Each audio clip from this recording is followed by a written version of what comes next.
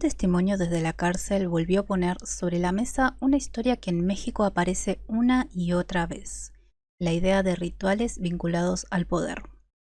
Según el relato, en esos encuentros participaban políticos, empresarios y también artistas. El podcast se volvió viral y en medio de la conversación muchas personas comenzaron a mencionar un nombre muy conocido: Carmen Salinas. Pero para entender por qué su nombre aparece en esta historia, primero hay que entender algo más grande.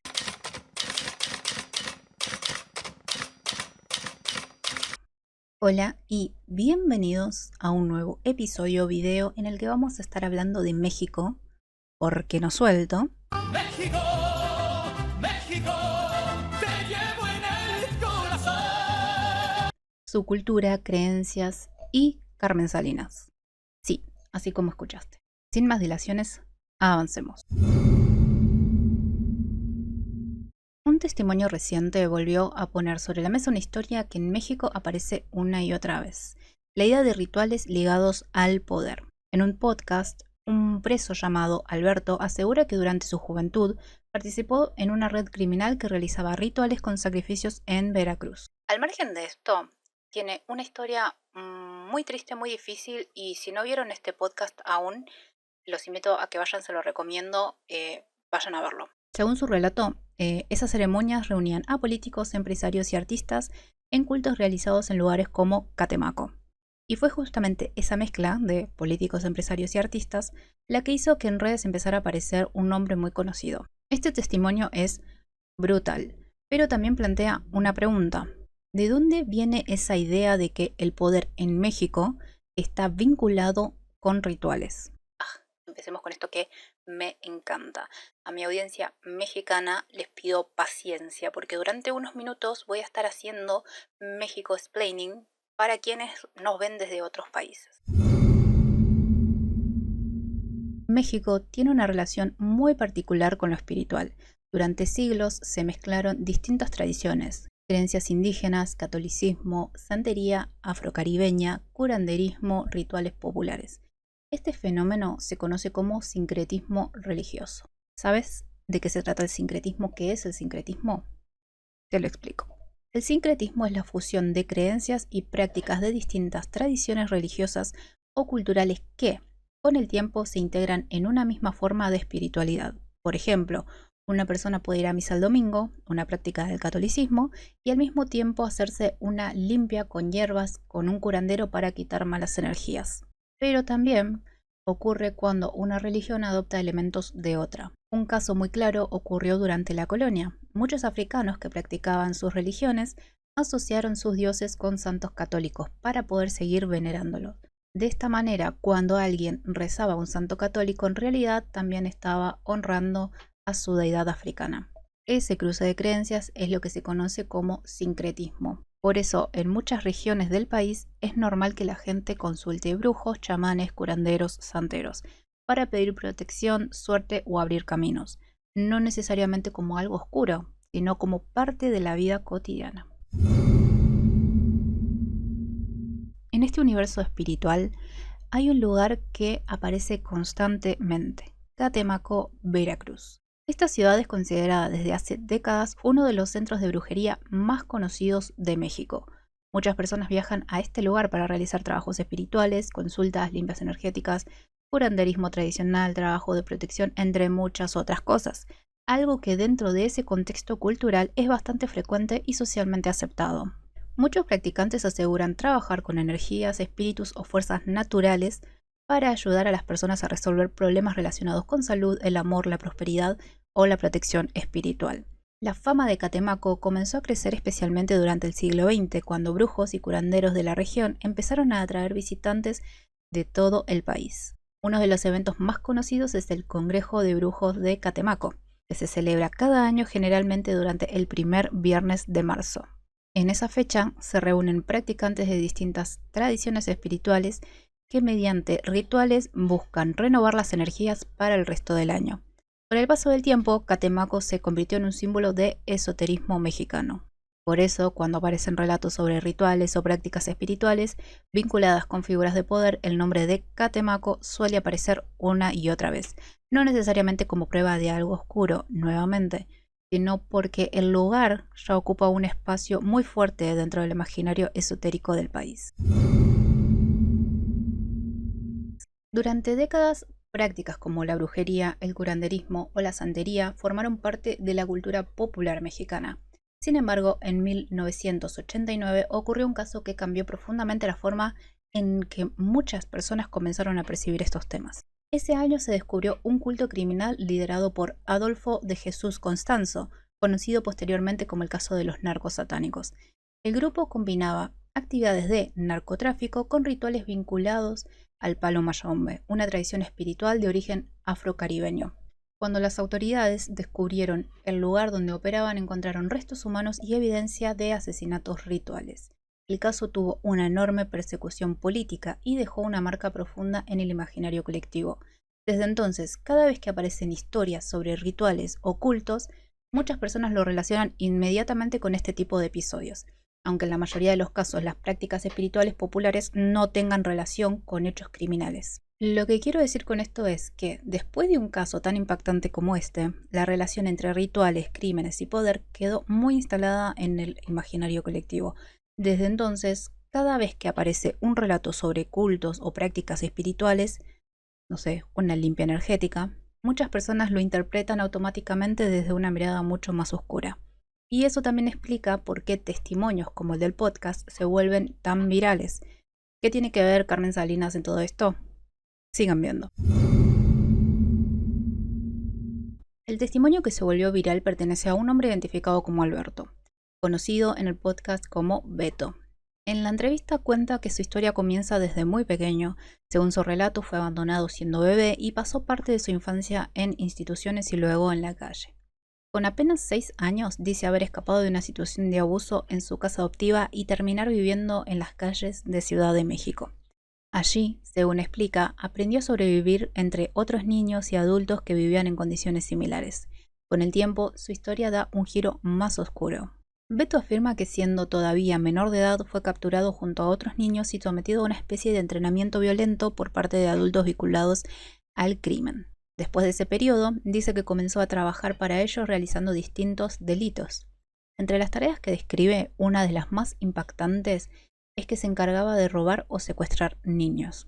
¿Cuál era el objetivo de robarte bebés, no? Llevarlos a diferentes estados a hacer sacrificios, cultos. ¿De dónde te robabas a los niños? De las coladeras, de las calles, de los hospitales. Era un niño, podía entrar yo donde yo quisiera. En el podcast explica que podía acercarse a ellos con facilidad porque él mismo, siendo un menor, no despertaba sospechas. Según su testimonio, muchos de esos niños provenían de la calle o lugares extremadamente vulnerables. Dentro de ese mismo relato, Beto asegura que algunos de esos niños eran llevados a rituales realizados por personas con poder. En la charla llega a decir que muchos de ellos, diputados, artistas, sí, son satánicos y les gusta hacer rituales. Hacer ofrendas a sus muertos. Porque la mayoría de esas personas, diputados, artistas y todos esos fulanos, tuve la oportunidad de comer con ellos y pues, muchos de ellos, no todos, ¿no? Pero la mayoría de ellos sí son satánicos, les gusta hacer rituales, Sí. ¿no? Yo me iba a Veracruz con los niños, allá hacían sus sacrificios, todas esas cosas, la neta. Yo todo eso lo hice, secuestraba, mataba. Menciona que estos encuentros se realizaban en lugares como Veracruz.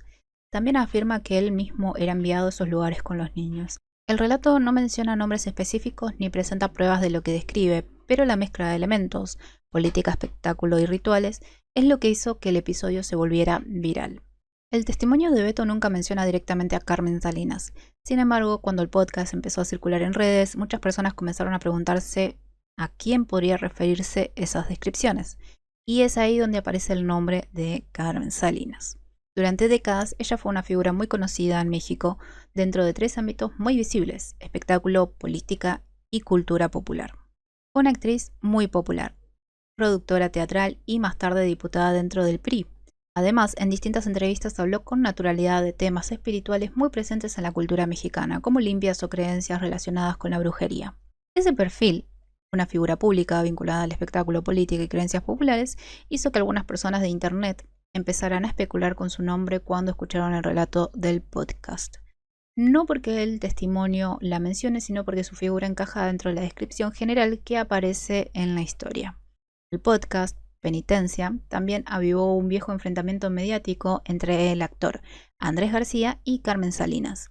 En septiembre del 2002, durante una entrevista en el programa de espectáculos La Oreja, García lanzó acusaciones muy fuertes contra la actriz. En televisión llegó a decir: Carmen Salinas no le reza a Dios, sino al diablo, y yo me voy a encargar de desenmascararla. Incluso afirmó que ella se hace pasar por buena cuando en realidad es diabólica, en medio de un conflicto público entre ambos actores.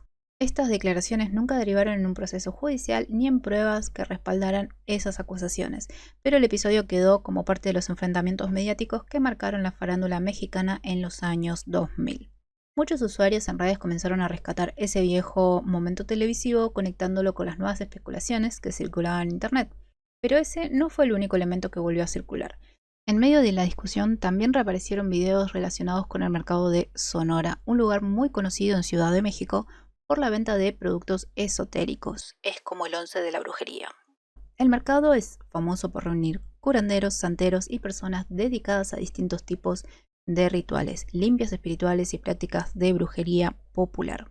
Dentro de ese entorno trabaja desde hace años una mujer conocida como la Bruja de las Famosas, quien asegura haber atendido a distintas celebridades del mundo del espectáculo.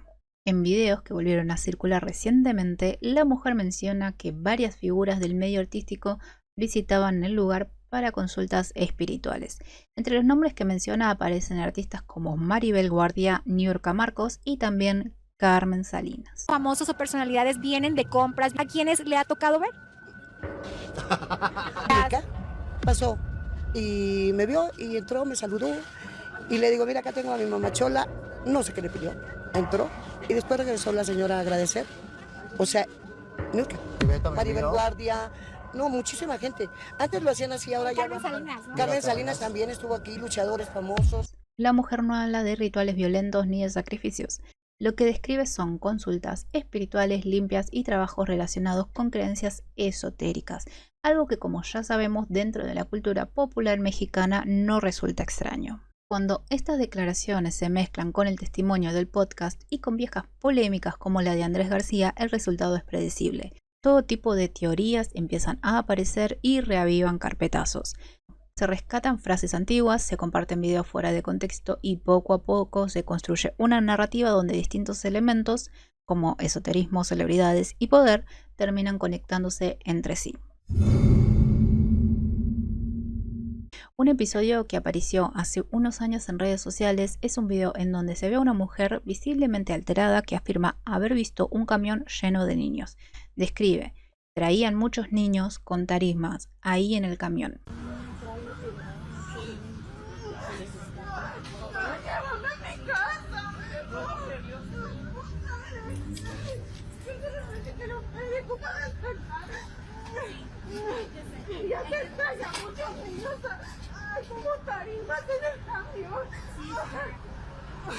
El video se viralizó rápidamente y muchas publicaciones comenzaron a compartir supuestas imágenes del camión o capturas del momento. Sin embargo, con el tiempo se comprobó que esas imágenes del camión no eran reales o no estaban relacionadas con el hecho. También se dijo que la mujer apareció sin vida más tarde, pero tampoco se confirmó este dicho. Lo único que realmente existe es el video de la mujer relatando lo que había visto en un estado de evidente crisis o desesperación. Después de esa grabación, no hubo información clara que confirmara lo que describía, ni se conocieron investigaciones públicas que permitieran reconstruir lo ocurrido. A lo que voy con todo esto es que, en un contexto donde casos reales como el de Jeffrey Epstein expusieron redes de explotación infantil vinculadas a personas con poder, relatos como el podcast Penitencia, donde Beto afirma haber sido utilizado para llevar niños a rituales, empiezan a mirarse de otra manera. No porque todo lo que se dice esté comprobado, sino porque muchas de las cosas que durante años parecían rumores, teorías extremas o historias imposibles, hoy han empezado a aparecer en investigaciones reales con nombres, fechas y personas involucradas. Por lo que hoy, el video de la mujer en crisis en Michoacán seguramente se tomaría de otra forma, al igual que la historia de Beto, porque todas estas historias que antes parecían impensables, tontas o fantasiosas, hoy dejan de sentirse tan lejanas. A lo largo del video vimos muchas cosas distintas. Una historia contada por alguien que asegura haber estado dentro de un ambiente donde el poder y lo esotérico se mezclaban.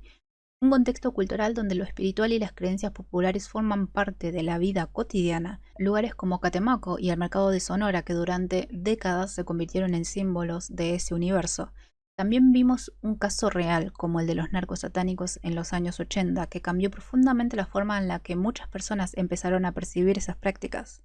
Y después aparece el presente, un podcast que se vuelve viral, rumores que circulan en redes, viejas polémicas que reaparecen, nombres conocidos que empiezan a mencionarse y una conversación que vuelve a encenderse. En medio de todo eso aparece el nombre de Carmen Salinas, no porque el relato la mencione directamente, sino porque su figura termina encajando dentro de esa mezcla que la historia describe: espectáculo, política y creencias populares. A eso se suman episodios que circulan en internet, como el video de la mujer que hablaba de un camión lleno de niños, historias que quedan sin una explicación clara y que con el tiempo pasan a formar parte del mismo conjunto de rumores y sospechas.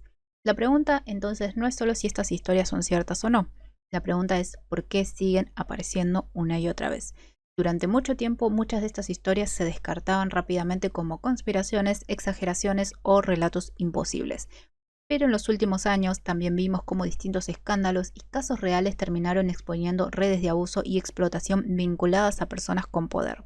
Y cuando eso ocurre, cuando aparecen investigaciones con nombres, fechas y responsables concretos, cada vez se vuelve más difícil descartar automáticamente ciertas historias como algo completamente inventado.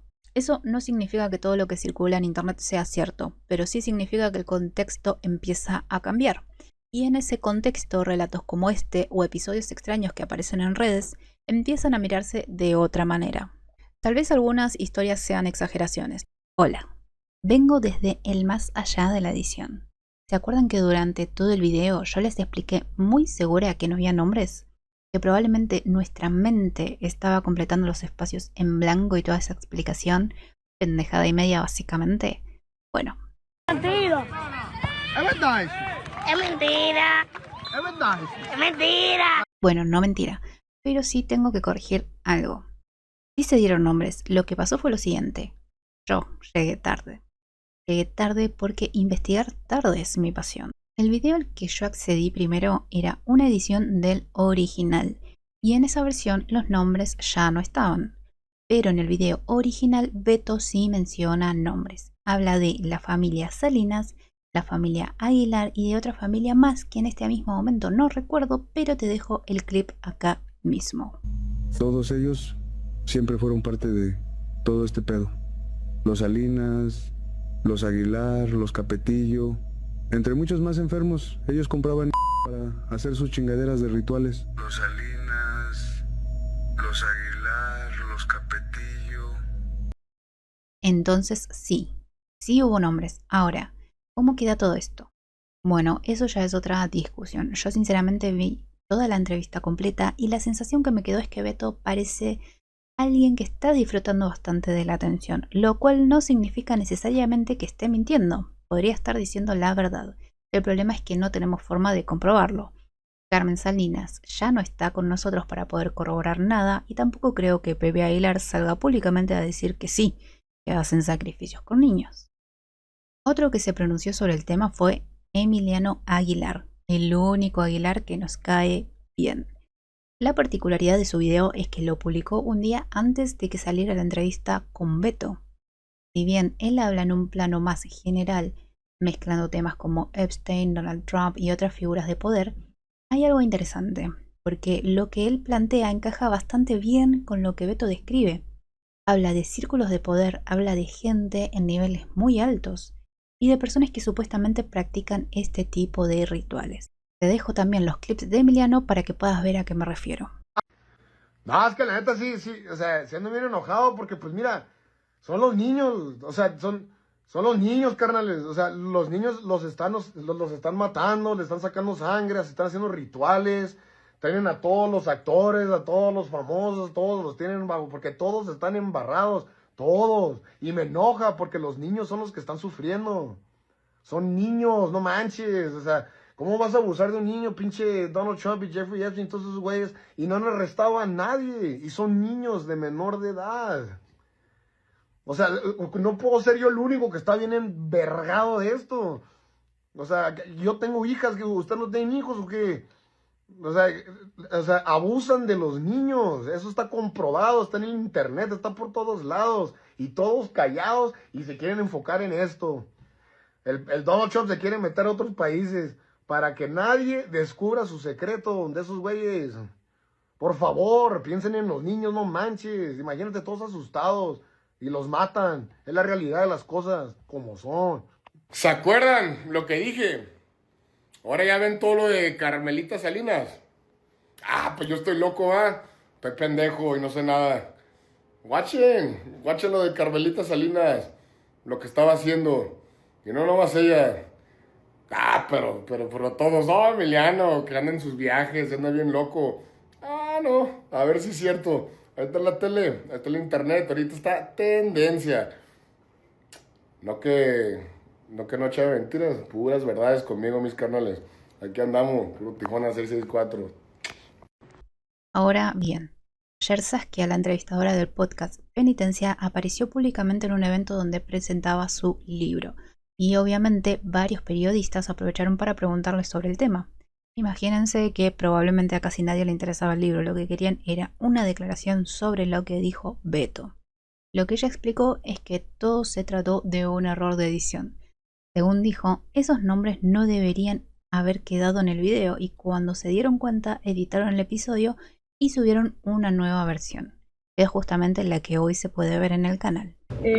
Reconocer, y siempre lo he hecho y lo hago con toda la humildad, cuando las cosas se pudieron haber hecho distintas, porque soy la primera que no busca bajo ninguna circunstancia perjudicar absolutamente a nadie con el trabajo que hago. El objetivo del podcast es concientizar a la sociedad respecto a la violencia que vivimos en México, en Latinoamérica, y bajo ninguna circunstancia el lastimar. Por eso es que, por un error editorial que reconozco que tuve como cabeza de este equipo, y lo hablé con el equipo editorial de Penitencia, automáticamente se bajó el capítulo, se editó y se volvió a subir. Así que básicamente todo lo que dije antes queda desactualizado. Sí hay nombres. Beto sí mencionó nombres. Tenemos la evidencia. Y ahora queda en cada uno decidir qué hacer con eso. Y 2, 3 así artistas que andan por ahí todavía. Que uno conoce su historia. Que la quieran disfrazar en la tele, pues es diferente. Es otra cosa. Pero hasta el presidente se presta para la cháchara. Lo que es. Así de fácil, manita. Es que el mundo de la santería es un mundo... El mundo del gobierno, tanto el gobierno como el catolicismo, la religión es lo mismo, ¿no? Son los que tienen el poder. Ahora yo le pregunto a ustedes, ¿creen que algo así puede ser posible? ¿Escucharon historias similares? ¿Vieron algo parecido? ¿Creen que realmente existen personas en ciertos niveles de poder que practican este tipo de rituales? Los leo. Me interesa mucho esta temática y me encantaría saber qué piensan ustedes. Ahora sí, avanzamos con el cierre del video. Tal vez algunas historias sean exageraciones, tal vez otras sean malinterpretaciones, tal vez algunas simplemente nunca podamos comprobarlas, pero lo cierto es que siguen apareciendo, siguen circulando y siguen generando preguntas. Ahora, me gustaría saber qué piensan ustedes. ¿Creen que historias como estas son simplemente rumores que Internet amplifica o piensan que detrás de alguno de estos relatos podría haber algo oscuro de verdad? Los leo en comentarios. No se olviden que mis opiniones son opiniones mías, no hechos. Gracias por quedarse a ver, me pueden dejar un like, suscribirse y nos vemos en el próximo video. Adiós.